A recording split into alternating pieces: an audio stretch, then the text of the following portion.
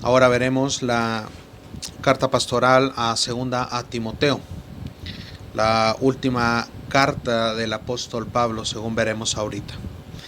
Doy un bosquejo general de esta carta, que entra dentro de la colección de las epístolas pastorales. Viene el saludo y la gratitud, capítulo 1, versículo del 1 al 5.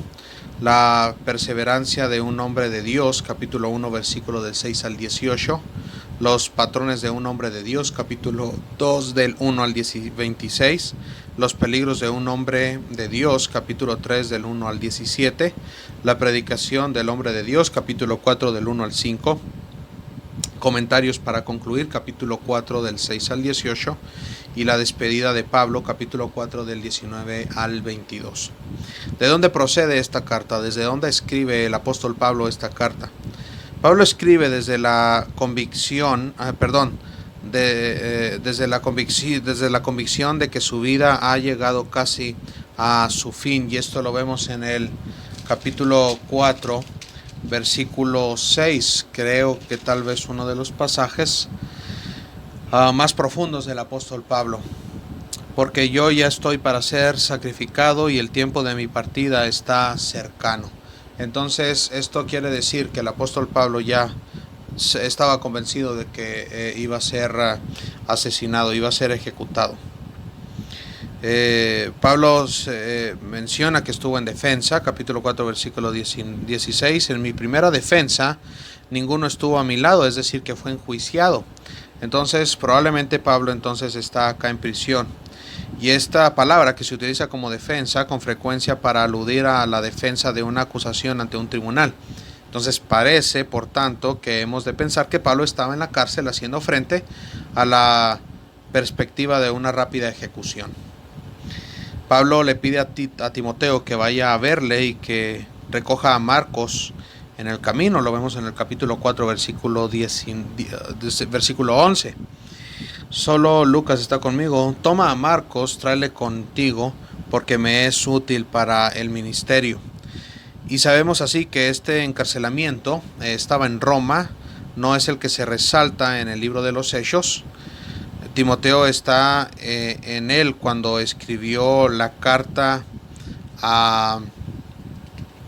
cuando escribe la carta a los colosenses, que es su primer prisión, y Timoteo estaba con él. Entonces no puede ser su primer prisión, sino su segunda prisión. Como también Marcos estaba con él, según Colosenses 1.1, Colosenses 4.10 y Filemón 24. Dos cartas que, según se sostiene, generalmente se escribieron en su primer encarcelamiento en Roma. Entonces esto es evidencia suficiente para decir que Pablo no escribe segunda Timoteo cuando estaba prisionero en su primer prisión en Roma, sino ya en su segunda prisión. La fecha, entonces, si estamos hablando de su segunda prisión, hay un consenso general de que el apóstol Pablo fue martirizado entre el año 67 y 68 después de Cristo con la persecución de Nerón. Entonces la fecha de segunda Timoteo podría ir desde el año 64, tal vez cuando fue encarcelado, o irse hasta el año 66, 67, cuando estaba a punto de morir, que yo me inclino a pensar que fue ya casi al final de su prisión, porque el juicio se había determinado que Pablo iba a ser entonces ejecutado. Entonces la fecha entre el 64 y el 67. Destino, desde a dónde se escribe. Bueno, se escribe a Timoteo, según lo vemos en el capítulo 1, versículo 1 y 2. Pero hay ciertos comentarios de carácter personal, como por ejemplo las referencias a Loida, a Eunice, capítulo 1, versículo 5.